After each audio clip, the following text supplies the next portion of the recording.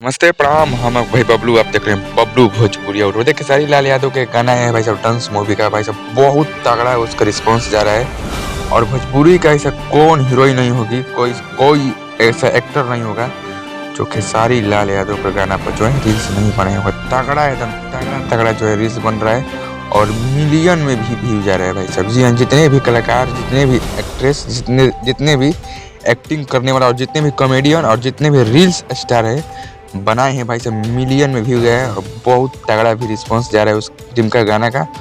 जी हाँ, हमार दिल तोरा हम धड़कला, तोड़ दिल हमारा हम धड़कला के गाना का खेसारी लाल यादव और बहुत गए हैं। और डांस मूवी का पहला गाना है और बहुत तगड़ा रिस्पांस जा रहा है।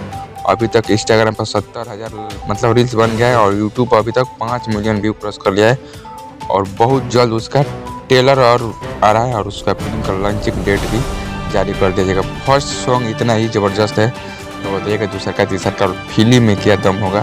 आप लोग कमेंट करो जरूर बताइए। चलिए मिलते हैं अगले वीडियो में कुछ अपडेट लेकर।